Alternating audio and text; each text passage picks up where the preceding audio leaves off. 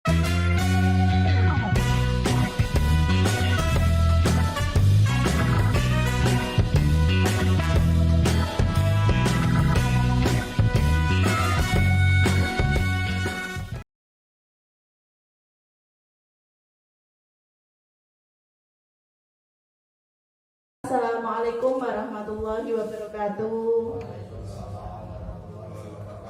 Yang terhormat Wakil Kepala SMP 1 Atap Negeri Kletek, yang terhormat Bapak Ibu Guru SMP 1 Atap Negeri Kletek, perkenankan pada kesempatan pagi hari ini dalam acara pengembangan budaya positif, pengenalan budaya positif calon guru penggerak perwakilan dari SMP 1 Atap Negeri Kletek, Bapak Jayadi SPD.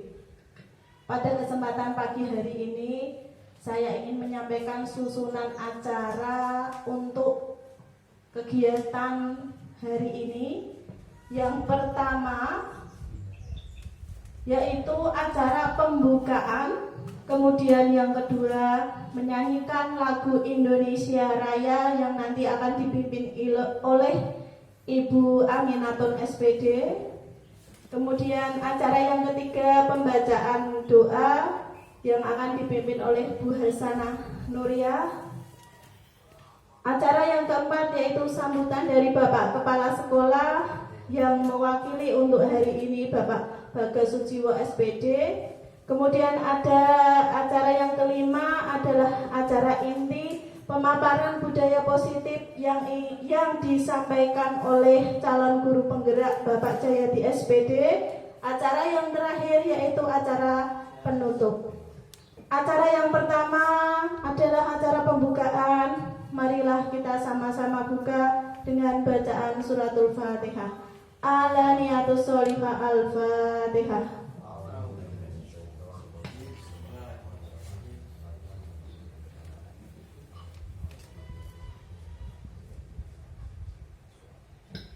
Terima kasih bacaan Al-Fatihahnya, semoga bisa mendapatkan rahmat serta hidayahnya sehingga acara pada kesempatan pagi hari ini bisa berjalan dengan lancar.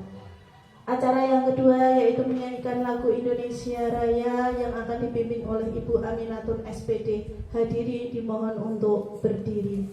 Silakan.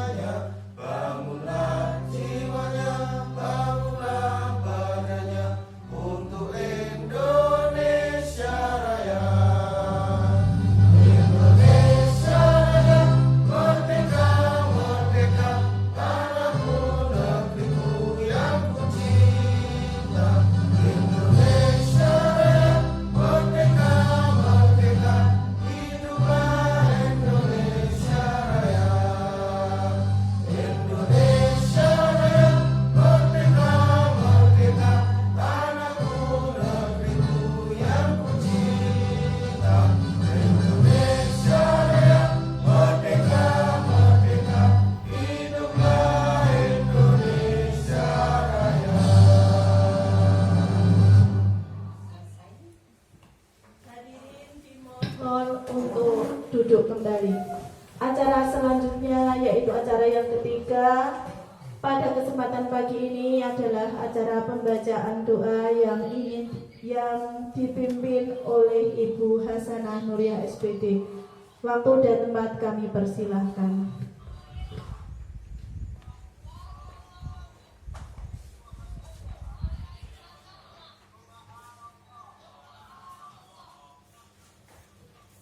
Assalamualaikum warahmatullahi wabarakatuh. Waalaikumsalam warahmatullahi wabarakatuh. A'udzubillahi minasyaitonirrajim. Bismillahirrahmanirrahim. Ya Allah, pagi ini kami hadapkan diri kepadamu. Kami tundukkan hati kami bermunajat kepadamu. Kami pasrahkan jiwa dan raga kami kepadamu. Ya Allah, hadirkanlah kekhusyuan dan keikhlasan dalam doa kami. Ya Allah, di dalam pengawasanmu, kami pada hari ini berkumpul dalam kegiatan pengenalan budaya positif di sekolah. Karena itu ya Allah, lancarkanlah acara kami, berkahilah acara kami, berikanlah pemahaman dan jalan keluar dari setiap permasalahan kami. Penuhilah pertemuan ini dengan kebaikan dari awal hingga akhir nanti. Ya Allah, jadikanlah kegiatan pengenalan budaya positif di sekolah ini sebagai bentuk nyata ibadah kami padamu, dan kami berlindung kepadamu dari kejahatan, kecurangan, dan dusta yang telah kami lakukan. Maka ampunilah kami, karena tidak ada yang bisa mengampuni dosa-dosa kami melainkan Engkau ya Allah. Rabbana atina fid dunya hasanah wa fil akhirati hasanah wa qina adzabannar. Subhana rabbika rabbil izzati amma yasifun wa salamun alal mursalin walhamdulillahi rabbil alamin. Assalamualaikum warahmatullahi wabarakatuh. Waalaikumsalam warahmatullahi wabarakatuh.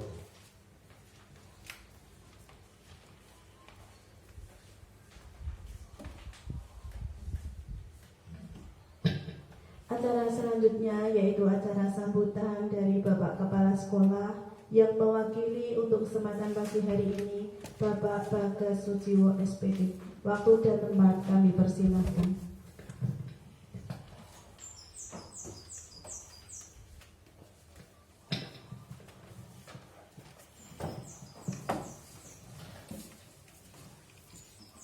Assalamualaikum warahmatullahi wabarakatuh.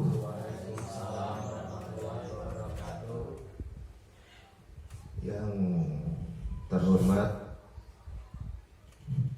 Bapak Ibu Guru dan staf tata usaha di sekolah SMP 1 Atap Negeri Kletek, yang saya hormati juga teman-teman sekalian, terima kasih telah datang di kehadiran aksi nyata dari salah satu teman kita dari guru penggerak angkatan, calon guru penggerak angkatan 9 yang bernama Pak Jayadi SPD.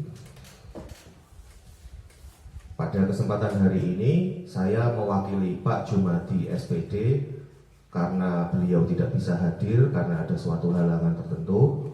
Jadi perwakilannya diberikan kepada saya.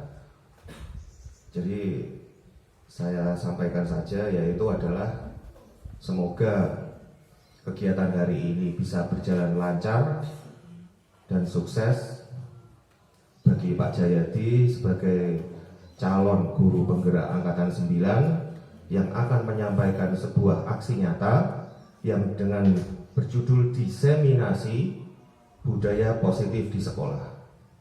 Aksi nyata ini diharapkan bagi guru dan staf tata usaha dan karyawan di SMP 1 Atap Negeri Kletek ini agar menjadi bekal atau suatu ilmu untuk diberikan kepada peserta didik dari kelas 7, 8, 9 yang termasuk salah satu adalah fase D dari anak 12 tahun sampai 15 tahun agar tahu pahamnya disiplin dan budaya positif di lingkungan sekolah.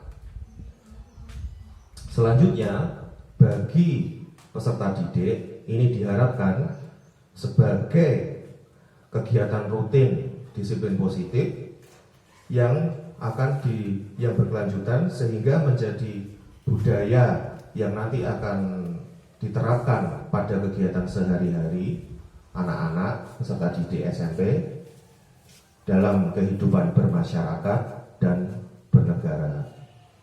Dari saya cukup sekian. Semoga bermanfaat. Kalau ada kesalahan kata dan ucapan, saya minta maaf. Wabillahi taufik wal hidayah. Wassalamualaikum warahmatullahi wabarakatuh. Terima kasih Bapak Bagas Sujiwo SPD atas pencerahannya mewakili dari Bapak Kepala SMB 1 Atap Negeri Kletek. Semoga bermanfaat dan bisa memotivasi Bapak Ibu Guru SMB Negeri 1, SMB Negeri Kletek untuk kedepannya lebih baik lagi dari yang sebelumnya. Amin, amin, amin ya Rabbal Alamin. Acara inti yaitu pemaparan budaya positif yang akan disampaikan oleh calon guru penggerak dari SMP 1 Atap Negeri Kletek, Bapak Jayadi SPD. Waktu dan tempat kami persilahkan. Sumangga Bapak.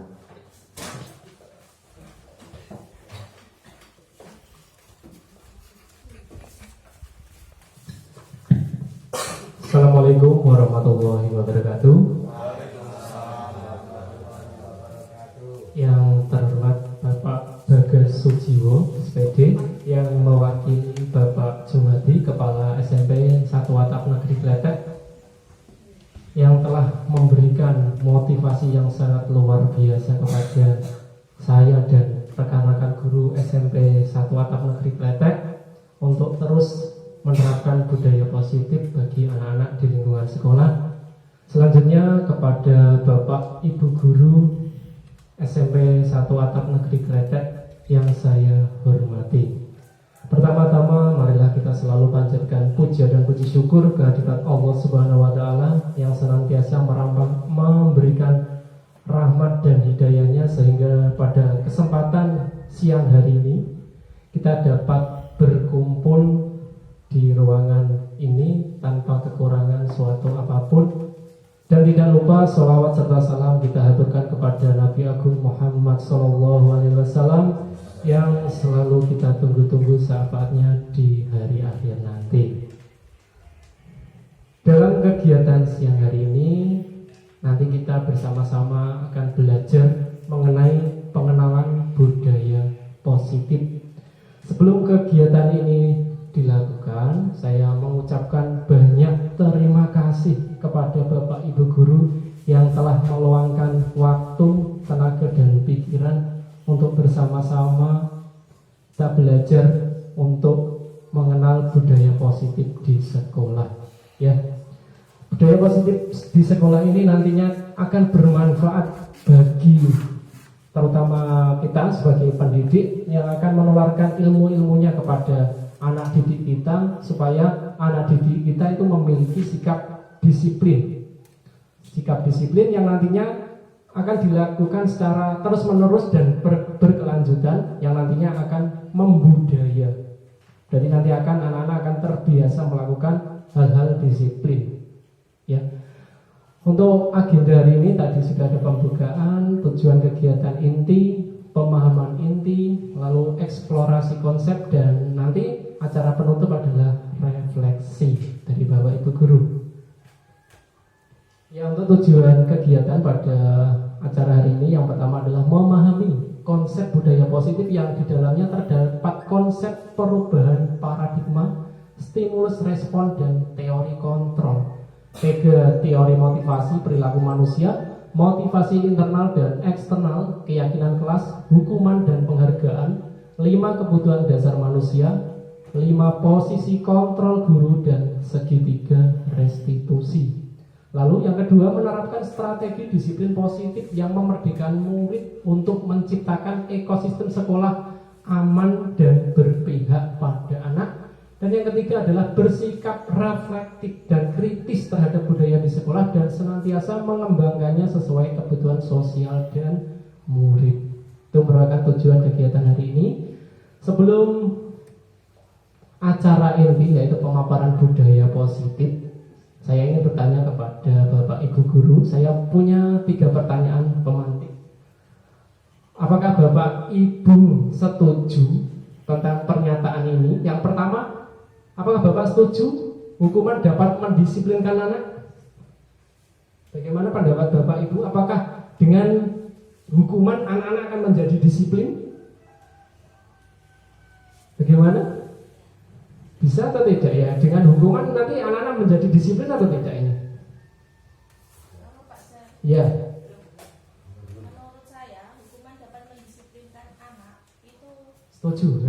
saya setuju, tapi dengan garis besar, dengan catatan kalau diusahakan dengan jangan sampai kita itu memberikan hukuman dengan cara fisik, karena itu nanti efeknya, imbasnya itu sangat memberikan dampak yang negatif ke anak. Anak bisa menjadi trauma dengan apa yang kita lakukan dengan fisik itu, Pak. Kalau bisa hukuman disampaikan secara halus dengan hati yang tulus sebagai pembimbing, bahwa kita itu adalah guru, tugas kita itu membimbing, mendisiplinkan anak dengan cara-cara yang lembut. Itu, Pak. Oke, berarti dari garis besar hukuman diperbolehkan ya Bu, setuju ya. Tapi dengan catatan tadi ya yang sudah disebutkan ya, tidak dengan fisik.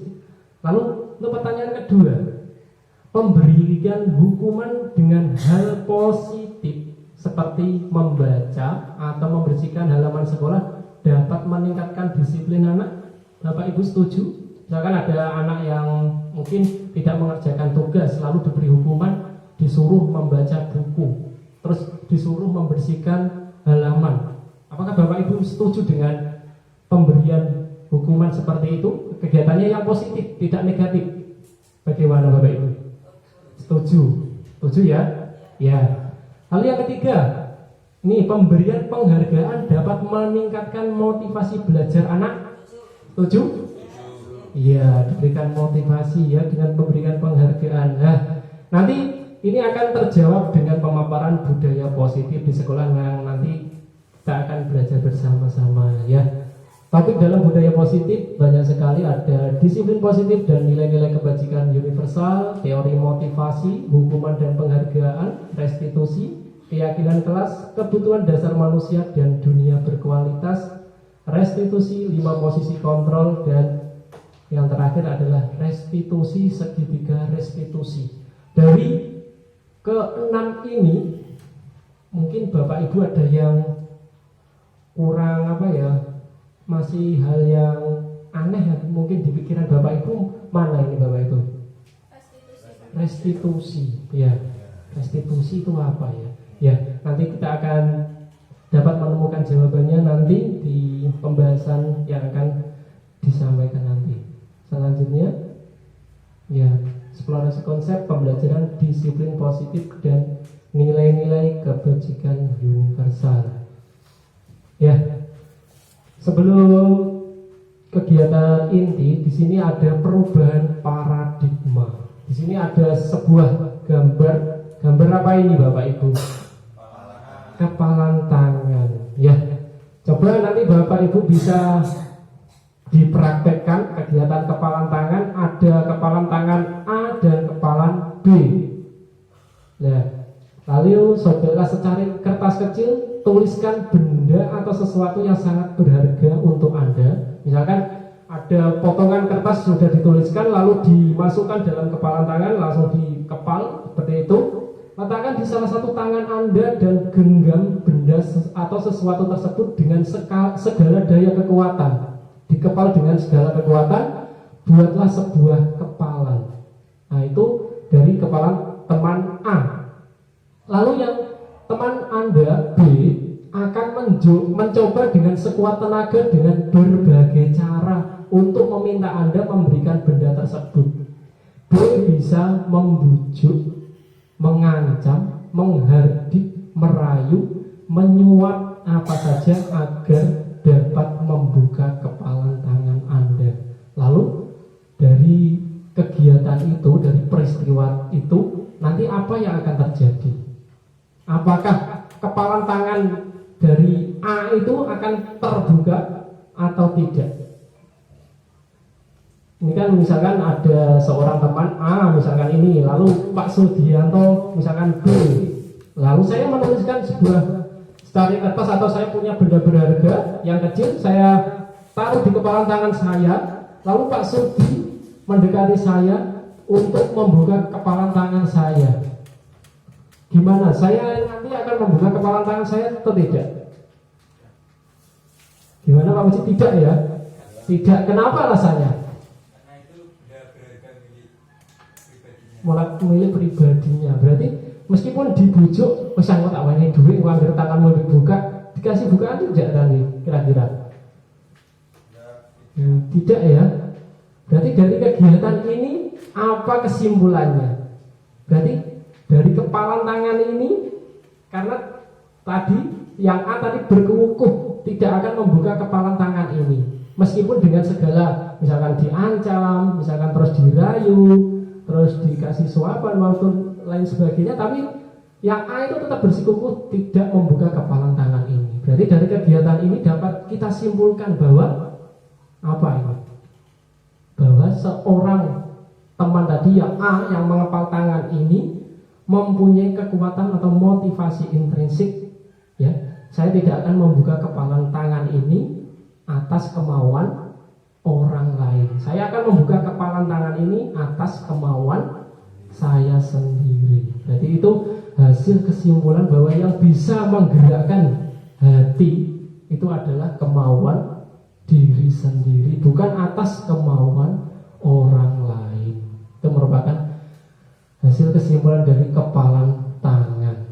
Selanjutnya, ya, perubahan paradigma teori kontrol atau ilusi kontrol. Yang pertama adalah bahwa guru itu bisa mengontrol murid. Ilusi bahwa guru bisa mengontrol murid. Yang kedua, dengan ilusi bahwa kritik dan membuat orang merasa bersalah dapat menguatkan karakter.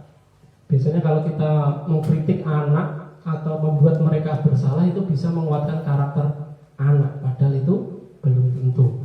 Selanjutnya, semua pengetahuan positif efektif dan bermanfaat, bahwa semua pengetahuan positif efektif dan bermanfaat. Yang keempat, bahwa orang dewasa itu memiliki hak untuk memaksa. Berarti seperti kita adalah orang dewasa dibandingkan anak, kita kan lebih dewasa kita. Berarti kita mempunyai hak untuk memaksa, itu salah ya.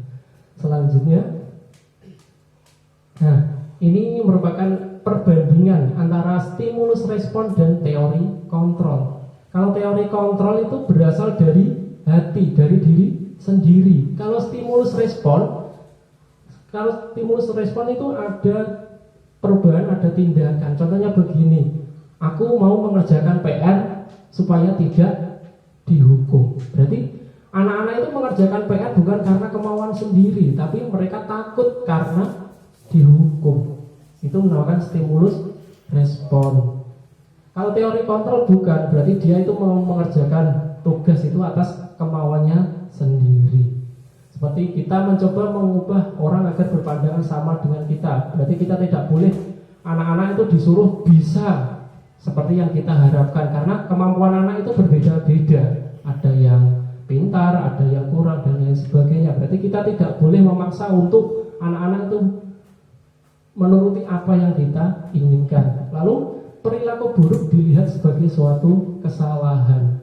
Lalu orang lain bisa mengontrol saya, lalu saya bisa mengontrol orang lain.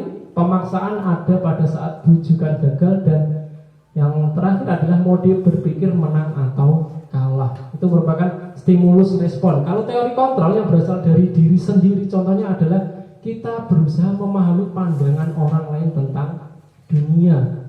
Lalu semua perilaku itu memiliki tujuan. Berarti anak-anak itu melakukan tindakan itu berarti anak itu mempunyai tujuan, tapi kita tidak tahu apa yang mereka inginkan.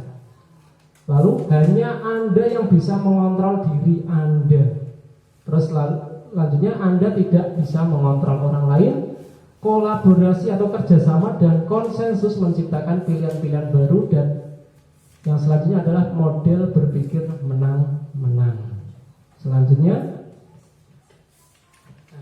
di sini ada kata disiplin. Apa yang dinamakan dengan kata disiplin? Disiplin itu berasal dari bahasa Latin, yaitu disciplina, yang artinya belajar. Makna asal dari kata ini berkonotasi dengan disiplin diri dari murid-murid Socrates dan Plato. Selanjutnya, disiplin diri membuat orang menggali potensinya menuju sebuah tujuan apa yang dia hargai. Namun dalam budaya kita, makna kata disiplin telah berubah menjadi sesuatu yang dilakukan seseorang pada orang lain untuk mendapatkan kepatuhan. Berarti tujuannya supaya mereka itu patuh terhadap apa yang kita inginkan. Kecenderungan umum adalah menghubungkan kata disiplin dengan ketidaknyamanan, bukan dengan apa yang kita hargai atau pencapaian suatu tujuan mulia. Berarti seringkali kita miskomunikasi tentang arti kata disiplin. Selanjutnya, nah, ini merupakan nilai-nilai yang terkandung pada kebajikan universal. Nilai kebajikan adalah sikap atau sifat-sifat positif manusia, merupakan tujuan mulia yang ingin dicapai setiap individu. Nilai tersebut bersifat universal dan lintas bahasa, suku bangsa, agama maupun latar belakang. Bahwa setiap perilaku atau perbuatan itu mempunyai tujuan yang jelas. Lalu dengan mengaitkan nilai-nilai kebajikan yang diyakini seseorang, maka motivasi intrinsiknya akan terbangun, sehingga menggerakkan motivasi dari dalam untuk dapat mencapai tujuan mulia yang diinginkan. Ini menurut Diana Gosen. Lalu nilai-nilai kebajikan yang ingin dicapai oleh setiap anak Indonesia kita kenal dengan profil pelajar Pancasila, yang jumlahnya ada berapa dimensi Bapak Ibu? Ada kurang lebih ada berapa? 6 ya? 6 ya, yaitu beriman, bertakwa pada Tuhan Yang Maha Esa, mandiri, bernalar kritis, berkepentingan global, bergotong royong, dan kreatif. Itu merupakan nilai-nilai kebajikan yang ingin kita capai dalam pembelajaran. Selanjutnya, nah ini untuk teori yang kedua adalah teori motivasi, hukuman dan penghargaan, dan restitusi. Nah, ini ada pemantik. Sebagai seorang guru, saat Anda hadir mengajar di kelas tepat waktu, misalkan Anda mengajar pas sesuai jam pelajaran, motivasi apakah yang mendasari tindakan Anda? Apakah Anda datang tepat waktu karena tidak ingin ditegur oleh atasan Anda dan kemudian mendapat surat peringatan atau menghindari ketidaknyamanan dan hukuman? Atau Anda ingin mendapatkan pujian dari atasan Anda dan mendapatkan penghargaan sebagai karyawan atau guru berprestasi, mendapatkan imbalan atau penghargaan dari orang lain? Atau Anda ingin menjadi orang yang menghargai waktu, menghargai diri sendiri sebagai teladan bagi murid-murid Anda, karena Anda percaya tindakan Anda sebagai guru akan dicontoh oleh murid-murid Anda, atau menghargai nilai-nilai diri sendiri? Manakah motivasi yang paling kuat mendasari tindakan yang Anda lakukan? Tindakan 1, 2, atau 3 Bapak Ibu? 3 ya? Ya berarti, wah, tepuk tangan buat Bapak Ibu semua yang sudah dengan kesadaran diri dan menghargai nilai-nilai sendiri untuk datang tepat waktu, disiplin ya. Jadi Bapak Ibu guru ini tidak karena hukuman atau ingin mendapatkan penghargaan ya, berarti sudah karena tanggung jawab ya Bapak Ibu. Wah, luar biasa. Nah, di sini saya mempunyai sebuah kasus ini Bapak Ibu. Nah, ini kasus yang pertama, ada guru matematika dan wali kelas 8, Ibu Santi sakit. Ini namanya guru matematika Ibu Santi, sehingga tidak dapat masuk dan mengajar. Akhirnya dicarikan guru pengganti, Ibu Eni. Ibu Eni baru 2 tahun menjadi guru SMP. Beberapa murid perempuan, Vivi dan Natali, mengetahui hal ini dan mulai menggunakan kesempatan dan bersikap seenaknya, tertawa dan tidak mengindahkan kehadiran Ibu Eni. Ibu Eni mencoba menyapa Vivi dan Natali dengan ramah, sambil mengingatkan mereka untuk tetap fokus pada pengerjaan tugas. Ayolah tugasnya dikerjakan. Nanti ibu ditegur bapak kepala sekolah kalau kalian tidak kerjakan tugas. Tolong bantu ibu ya. Namun Vivi dan Natali malah jadi tertawa. Ah, ibu santai saja bu. Mereka tetap tidak mengerjakan tugas dan malah mengobrol. Lalu keesokan harinya Ibu Santi memanggil Vivi dan Natali serta menanyakan tentang laporan dari Ibu Eni. Ibu Santi menanyakan apakah mereka bersedia melakukan perbaikan permasalahan yang ada. Vivi dan Natali sempat ragu-ragu dan membela diri, namun pada akhirnya mengatakan akan meminta maaf. Ibu Santi menanggapi bahwa tindakan itu boleh saja dilakukan bila mereka sungguh-sungguh ingin minta maaf. Namun Ibu Santi menanyakan kembali apa yang mereka bisa lakukan untuk menggantikan rasa tidak dihormati Ibu Santi. Baik Bu Vivi maupun Natali mengakui bahwa perilaku mereka tidak sesuai dengan keyakinan kelas. Ibu Santi melanjutkan kembali apa yang mereka lakukan untuk memperbaiki masalah. Apakah ada gagasan? Setelah berpikir sejenak, Natali dan Vivi mengusulkan bagaimana kalau mereka mengadakan sebuah diskusi kelompok dengan teman-teman sekelasnya. Tema yang mereka pilih adalah penerapan keyakinan kelas, terutama tentang sikap saling menghormati dan bagaimana penerapannya di kehidupan sehari-hari di sekolah. Usulan kedua adalah mengirim email kepada Ibu Eni tentang gagasan mereka tersebut. Mereka pun memberitahu Ibu Eni bahwa mereka telah memberitahu kepala sekolah, Pak Hasan, bila lain waktu ada ketiadaan guru.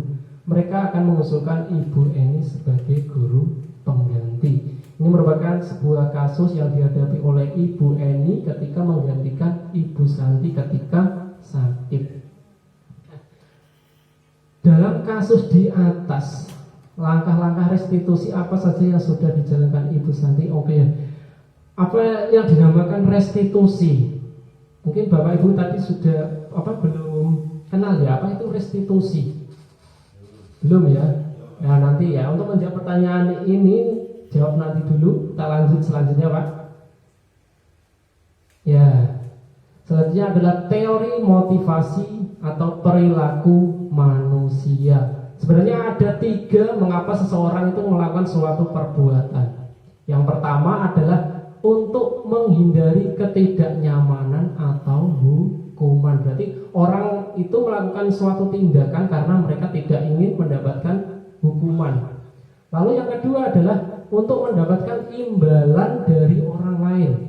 Dia melakukan sebuah tindakan karena mereka ingin mendapatkan penghargaan atau imbalan. Yang ketiga, untuk menghargai diri sendiri. Dari ketiga motivasi ini dibedakan menjadi 2, yaitu motivasi yang berasal dari luar atau motivasi eksternal dan motivasi dari dalam diri atau motivasi internal. Untuk motivasi eksternal yaitu menghindari ketidaknyamanan dan ingin mendapatkan penghargaan. Lalu yang motivasi internal adalah untuk menghargai diri sendiri. Dia melakukan karena atas kemauannya diri sendiri. Contohnya itu biasanya kalau anak-anak itu melakukan, misalkan kita menyuruh mereka mengerjakan tugas, ya, tapi anak itu tidak mengerjakan tugas. Lalu biasanya kalau tidak mengerjakan tugas nanti saya akan hukum, misalkan hukum berdiri 10 menit di depan kelas. Itu merupakan sebuah tindakan anak-anak itu nanti akan mau melakukan karena dia tidak ingin menghindari hukuman. Ya. Contoh lain adalah misalkan kita sendiri, ya.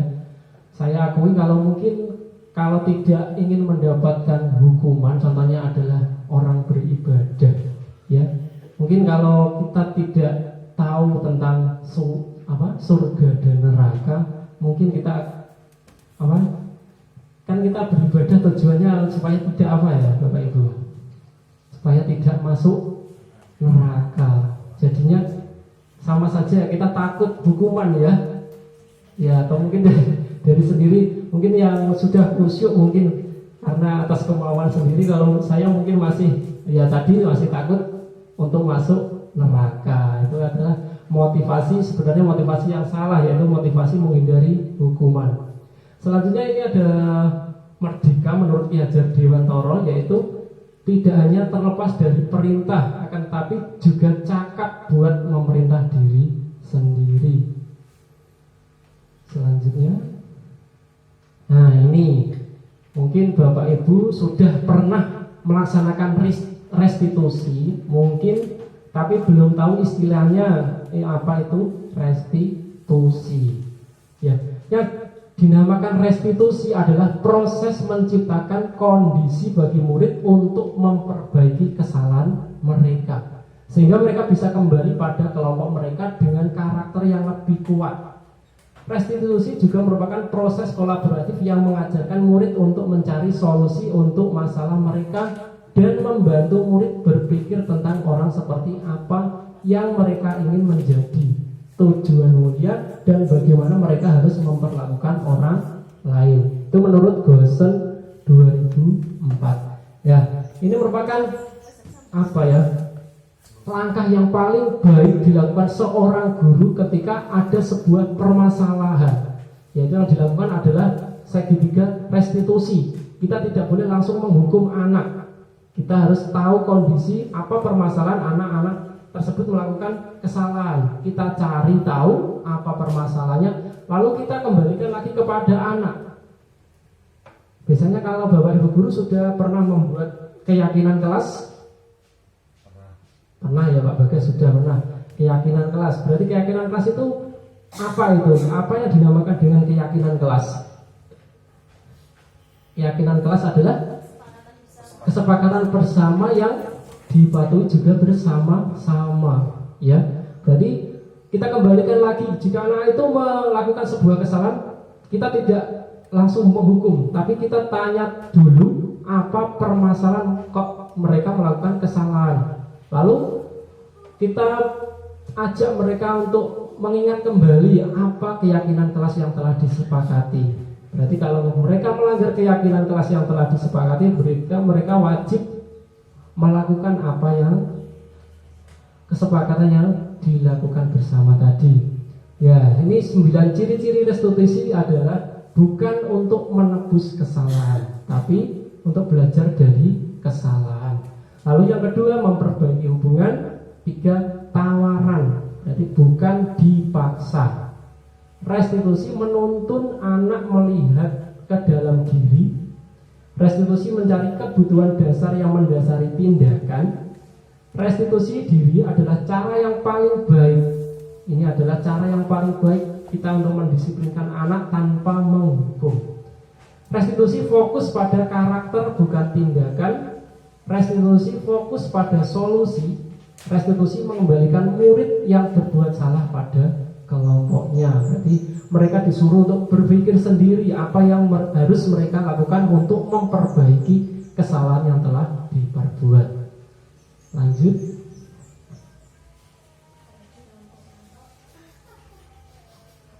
Lanjut, ini keyakinan kelas. Tadi Pak Bagas sudah pernah membuat keyakinan kelas. Kemarin juga saya pernah melakukan keyakinan kelas, karena tadi di CGP ada harus membuat keyakinan kelas. Sebelumnya saya juga tidak tahu apa itu keyakinan kelas.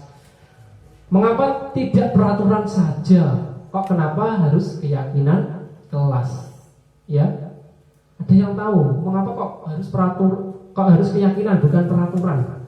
Kalau peraturan itu harus diundang-undangkan, tetapi kalau keyakinan itu lingkupnya itu sedikit, Pak. Iya.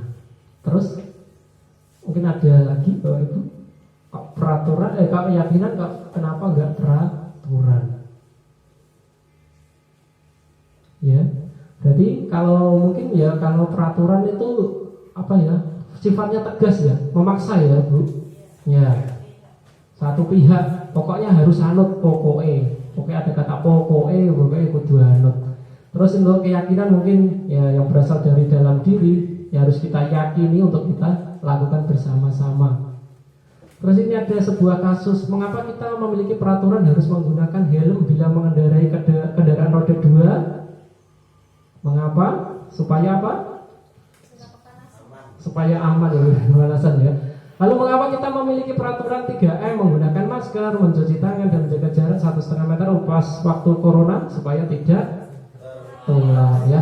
Mengapa kita memiliki peraturan harus datang tepat waktu pada saat mengikuti pelatihan?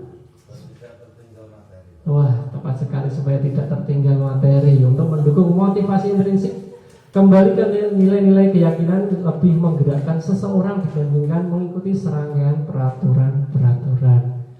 Selanjutnya, nah ini merupakan urutan ya, mulai dari peraturan kelas terlebih dahulu. Setelah peraturan nanti akan menjadi sebuah keyakinan kelas.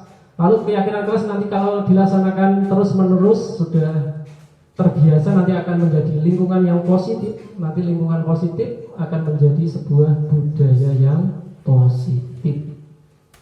Selanjutnya, nah ini saya punya 2 pamflet. Ya, di sini saya minta tolong yang mana peraturan dan mana yang keyakinan kelas. Yang mana? Ini ada yang hijau dan yang putih. Yang mana yang merupakan kesepakatan dan mana yang bukan kesepakatan. Yang mana peraturan dan yang mana keyakinan? Peraturan yang hijau. Kalau yang keyakinan putih. Alasannya kenapa kok putih ya? Kalau kesepakatan kelas kan yang putih itu kayak apa? Dari masing-masing strategi sama guru, Pak. Iya, tepat sekali Pak. Kesepakatan, Pak. Kesepakatan bersama ya. Kalau yang hijau ini masih peraturan ya. Datang tepat waktu, mengucapkan salam, itu berarti peraturan. Kalau keyakinan kelas kan sudah kesepakatan bersama, kami guru dan murid yang saling menyayangi, kami murid yang semangat belajar, kami murid yang peduli dengan teman-teman. Tepat sekali, yaitu yang warna putih.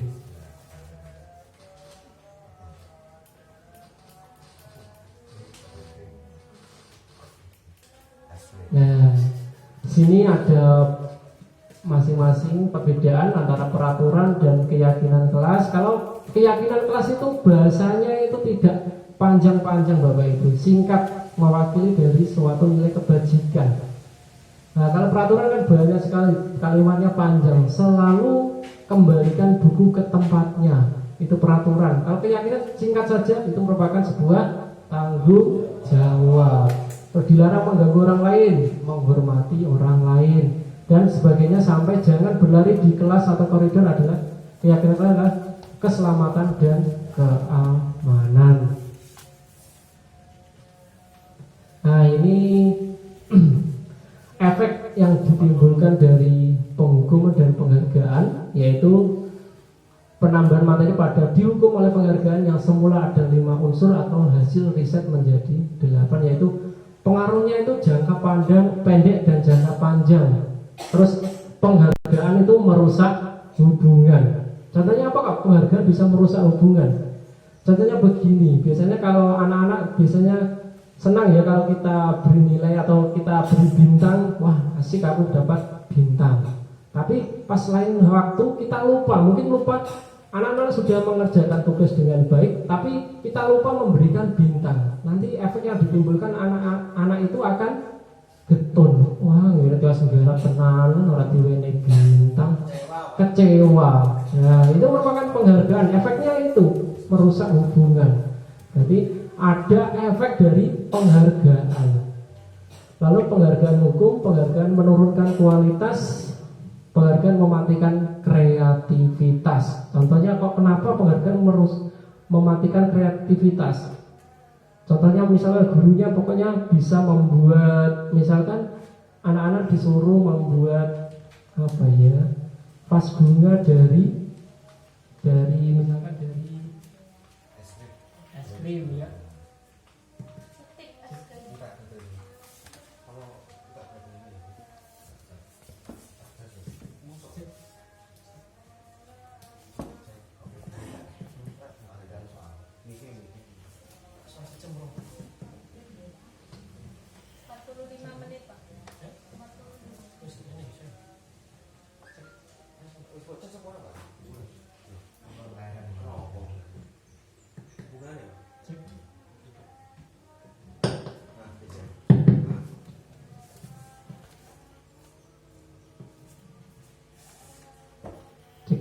Ya, misalkan tadi saya lanjutkan bahwa anak-anak misalkan disuruh membuat vas bunga dari apa tadi?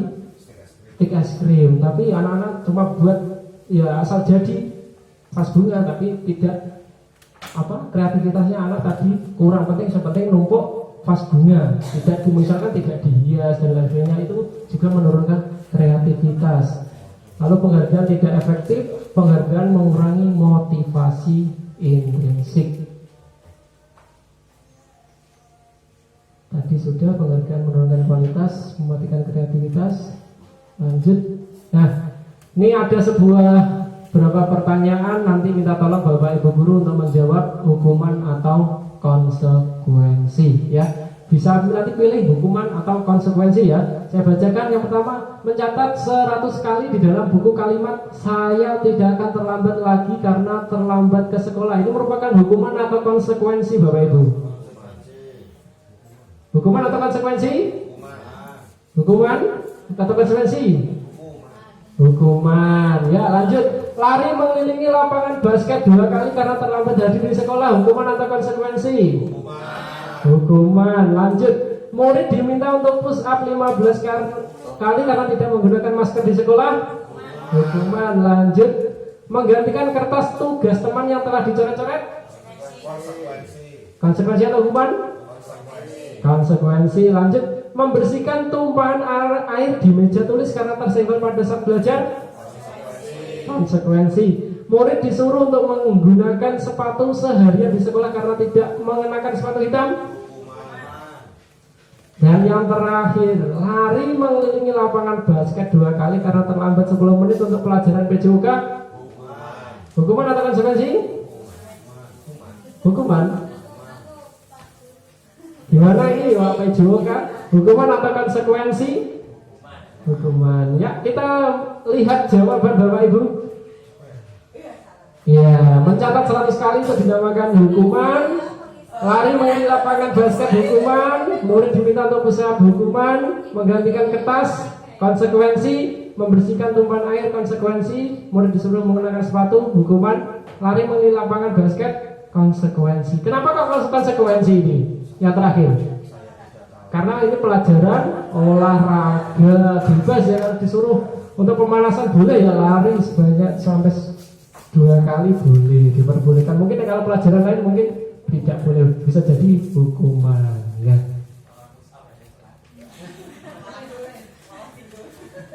Ya, ini perbedaan antara hukuman dan konsekuensi, bahwa hukuman itu sesuatu yang menyakitkan, harus terjadi, misalkan disuruh push up, disuruh lari, kemudian menyakitkan. Konsekuensi sesuatu harus terjadi, membuat anak sakit fisik maupun jiwa untuk jangka waktu yang lama. Biasanya ini akan diingat-ingat terus anak itu sampai dewasa. Wah, kayak lo aku tahu di kon Melayu nganti peng 100 misalnya karo Pak Eko, nah, misalkan begitu. Pasti sampai punya anak pun pasti akan diingat-ingat terus.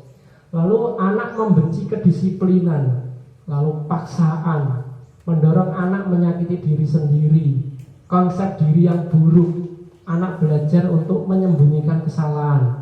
Biasanya meskipun biasanya anak-anak itu pintar, kalau sebenarnya mereka melakukan kesalahan, kenapa kok tidak mengerjakan tugas misalkan, mereka pasti punya alasan supaya mereka tidak dihukum. Pasti mereka cari alasan yang logis, yang nantinya mereka tidak dihukum, padahal dia itu sebenarnya melakukan pelanggaran.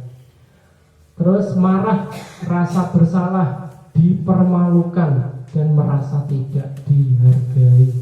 Ini adalah efek dari hukuman. Beda dengan konsekuensi yang sebelah situ, sesuatu harus terjadi, membuat anak merasa tidak nyaman dalam jangka waktu yang pendek, tidak menimbulkan efek untuk jangka panjang. Anak menghargai disiplin, stimulus tanggapan, mendorong anak agar mudah menyesuaikan diri, konsep diri yang baik, anak belajar untuk mematuhi peraturan, kehilangan hak, dibuat tidak nyaman, diasingkan untuk sementara, tidak untuk waktu yang lama.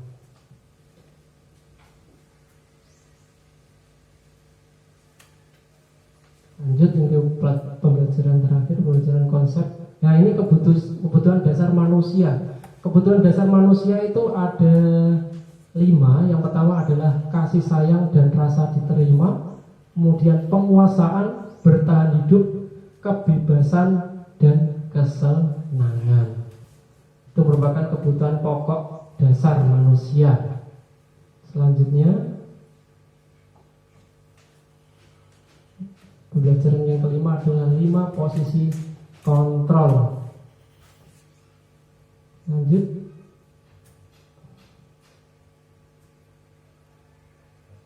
Ya, ini 5 posisi kontrol kita sebagai guru atau pendidik. Yang pertama adalah menghindari, yaitu yang pertama adalah sebagai penghukum.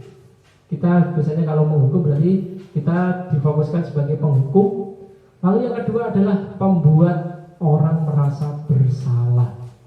Lalu yang ketiga adalah kita fungsikan sebagai teman. Lalu yang keempat adalah pemantau. Yang terakhir adalah posisi kita kontrol diri sebagai manajer. Nah, ini sudah saya tuliskan, misalkan guru berbuat menghukum, menghardik, menunjuk-nunjuk, menyakiti, menyindir. Berarti kita tidak diperbolehkan menunjuk-nunjuk anak, itu sama saja dengan menghukum. Lalu ada, kalau kamu tidak melakukan, awas ya, berarti itu berupa apa itu? Ancaman. Terus memberontak, menyalahkan orang lain, berbohong. Seperti tadi yang sudah saya jelaskan, menjadikan anak pintar berbohong. Murid meletakkan guru di luar dunia berkualitas, biasanya lepas kontrol. Biasanya kalau kita lepas kontrol, kita mungkin emosi, kadang-kadang mengeluarkan kata-kata mungkin ya yang tidak pantas ya buat anak ya. Lalu yang selanjutnya adalah biarkan saja, nanti juga marah-marah lagi.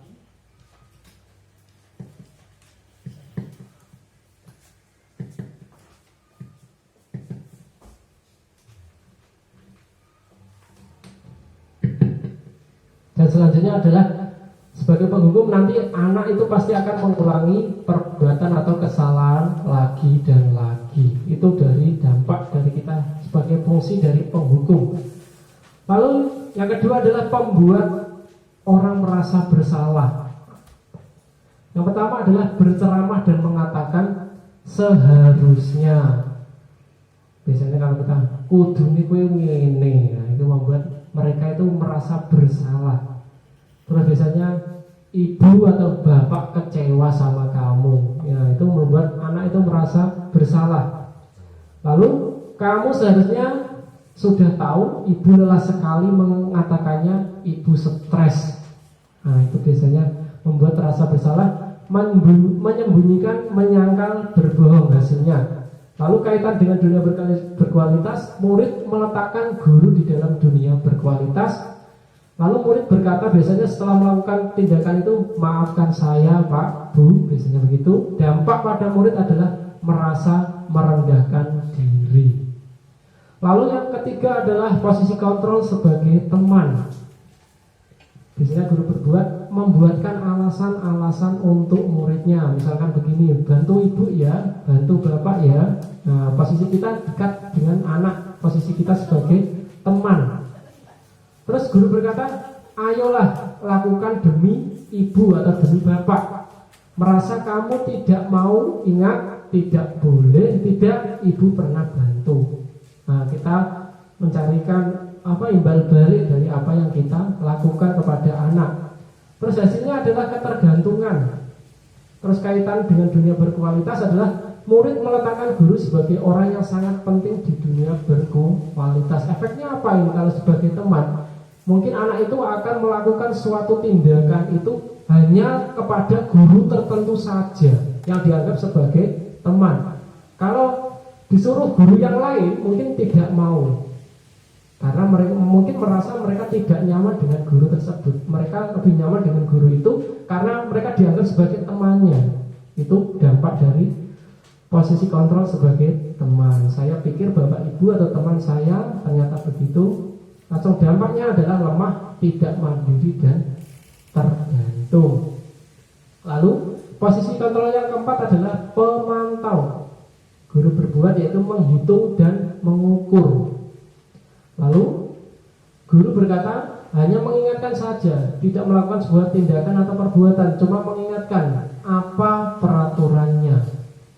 Lalu hasilnya adalah menyesuaikan diri bila diawasi. Berarti mereka melakukan suatu kegiatan jika diawasi guru tersebut. Lalu murid meletakkan guru peraturan dan hukum di dunia berkualitas.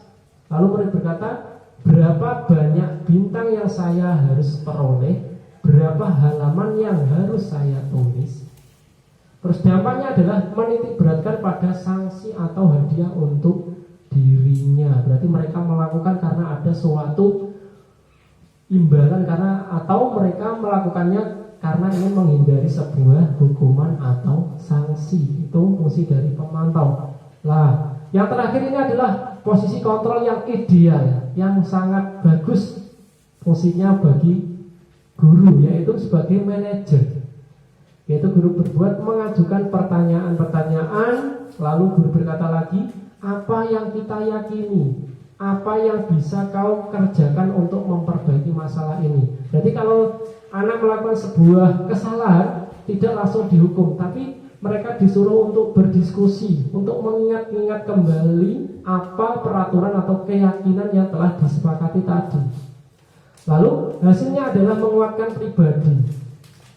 Anak itu akan, oh iya saya misalkan tidak piket, berarti dia itu mau melanggar apa itu, tanggung jawabnya kurang berarti. Kaitannya dengan dunia berkualitas adalah murid meletakkan dirinya sebagai individu positif dalam dunia berkualitas. Lalu bagaimana caranya saya bisa memperbaiki keadaan? Berarti nanti anak akan bertanya, berarti kalau saya melakukan kesalahan ini berarti yang harus saya lakukan adalah begini. Berarti anak bisa berpikir sendiri apa yang harus dia lakukan. Dampak pada murid adalah mengevaluasi diri, bagaimana cara memperbaiki diri. Anak dapat berpikir untuk mengatasi masalahnya sendiri. Nah, ini pembelajaran ke-6 adalah segitiga restitusi. Ya, mungkin Bapak Ibu sudah pernah melakukan, tapi mungkin belum tahu istilahnya segitiga restitusi. Segitiga restitusi itu ada 3 tahapan, Bapak Ibu. Yang pertama adalah menstabilkan identitas. Lalu yang kedua adalah validasi kebutuhan, dan yang ketiga adalah menanyakan keyakinan. Contohnya menstabilkan identitas seperti apa? Misalkan begini kan, kamu bukan satu-satunya yang pernah melakukan ini. Misalkan begini, ada anak yang melanggar peraturan, berarti kita tidak langsung menghukum, tapi kita tanya terlebih dahulu, kita stabilkan dulu. Misalkan setiap orang pasti pernah melakukan kesalahan. Itu merupakan contoh dari menstabilkan identitas. Lalu yang kedua adalah validasi kebutuhan. Contoh dari validasi kebutuhan adalah menanyakan kembali mengapa anak itu melakukan sebuah kesalahan. Kita gali informasi mengapa anak itu melakukan sebuah pelanggaran. Kamu tentu punya alasan mengapa melakukan ini. Lalu, adakah cara yang lebih efektif untuk mendapatkan apa yang kamu butuhkan? Nah, yang terakhir adalah menanyakan keyakinan. Jika tahap satu persatu sudah dilakukan, langkah yang selanjutnya adalah langkah yang terakhir adalah menanyakan keyakinan. Setelah kita membuat keyakinan dari awal, anak-anak itu disuruh mengingat kembali keyakinan yang telah dilanggar.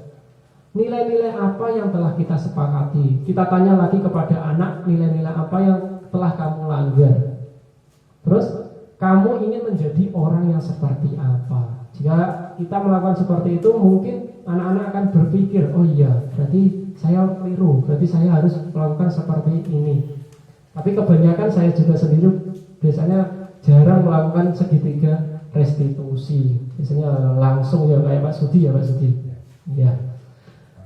Disiplin positif.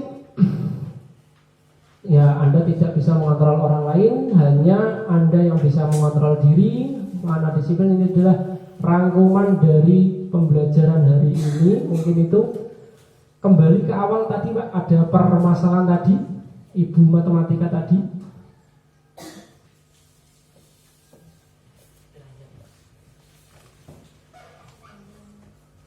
Erwin, apa kamu tahu kenapa Erwin saya panggil ke sini? Apa? Ya, setiap orang pasti mempunyai kesalahan, termasuk Pak Jayadi. Setiap tindakan pasti mempunyai alasan tertentu mengapa orang tersebut melakukan perbuatan itu.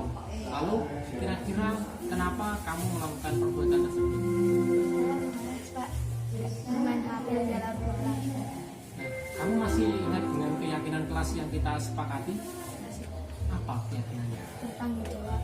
Nah, lalu, untuk mengatasi permasalahan ini, apa tindakan yang harus kamu lakukan? Saya minta maaf dan tidak akan mengulangi lagi. Lalu, Besok pagi tugasnya saya akan selesaikan. ya saya apresiasi tanggung jawab kamu, Win. Dan saya tunggu tugas kamu dikumpulkan besok pagi. Sekarang kamu boleh kembali ke kelasmu. Saya senang atas penyelesaian masalah yang diberikan Pak Jayadi. Saya bisa berpikir sendiri atas kesalahan yang saya perbuat dan berintrospeksi memperbaiki permasalahan saya.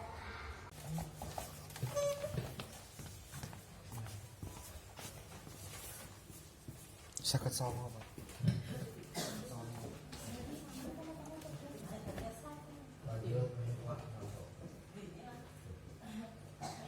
Ya, tadi sudah saya bacakan soal tadi ya Bapak Ibu. Nah, ini ada sebuah pertanyaan. Dalam kasus di atas, langkah-langkah restitusi apa saja yang sudah dijalankan oleh Bu Santi? Masih ingat ya tadi soal tadi ya? Segitiga restitusinya sudah dijalankan atau belum ya tadi Bu Santi? Sudah ya? Ya, sudah. Lalu menurut Anda apakah restitusi yang diusulkan Vivi dan Natali sudah sesuai dengan pelanggaran yang telah dibuat? Sudah? Sudah ya Bapak Ibu? Apakah langkah-langkah restitusi yang telah diusulkan mereka? Ya, langkah-langkahnya tadi apa? Yaitu meminta maaf dengan mengirimkan email, terus menemui Bu Santi ya. Bu Eni ya, oh iya Bu Eni. Jika Anda adalah Pak Hasan adalah kepala sekolah, bagaimana Anda menyikapi langkah yang ditempuh Ibu Santi? Apakah sudah sesuai? Ya, sudah sesuai ya. Dalam kasus di atas, posisi apakah yang telah diambil oleh Ibu Eni dalam menangani Vivi dan Natali? Jelaskan jawaban Anda. Posisinya sebagai apa ini? Tadi kan ada posisi teman, pemantau. Posisinya sebagai apa ini Bu? Ibu Eni dalam posisi apakah yang telah diambil oleh Ibu Eni dan Natali sebagai apa ini? Pemantau. Teman atau pemantau? Teman. Waktu di kelas. Ini kan tadi langkah Bu Eni ya. Ya, melaporkan tadi pada Bu Santi. Berarti posisinya sebagai apa ini Bu Eni? Pemantau ya. Ya, pemantau. Sudah terjawab semua ya. Lanjut siang halaman mau terakhir, Pak.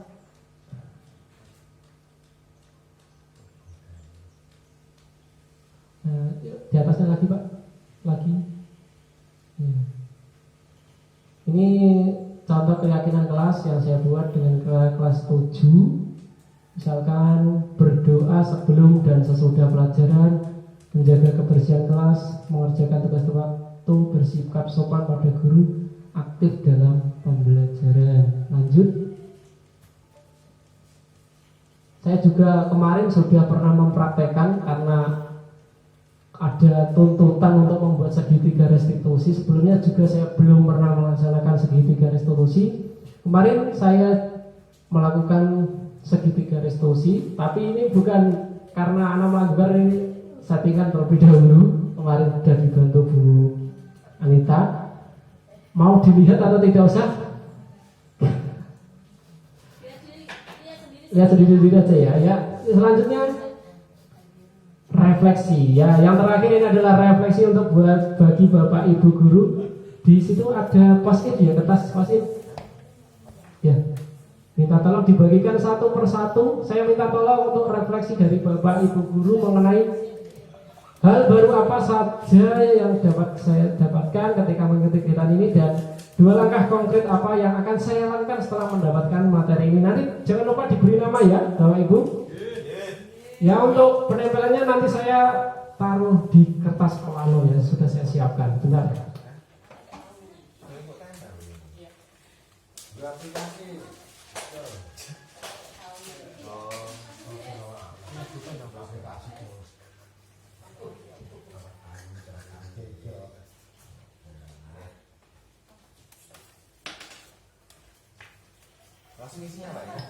Langsung isinya jangan lupa diberi nama.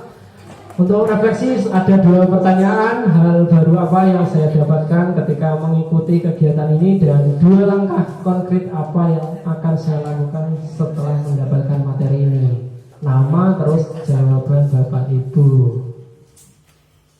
Setelah selesai nanti bisa ditempel di kertas plano di depan. Terserah Pak, bebas. Dikasih tulisan refleksi apa? Langsung nama saya. Nama langsung hasil refleksi gitu Pak.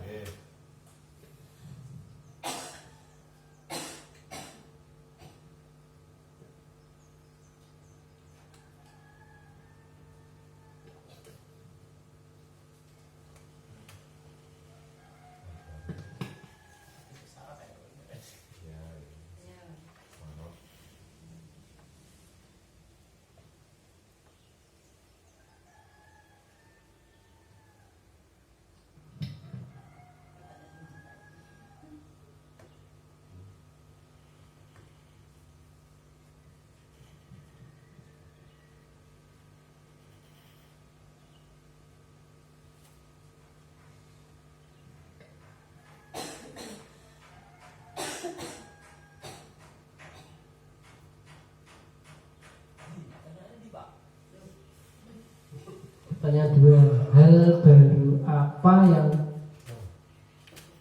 yang saya dapatkan? Ya, 2 langkah konkret setelah mendapatkan materi ini. Ya, silakan bisa ditempel di depan Bu Nani.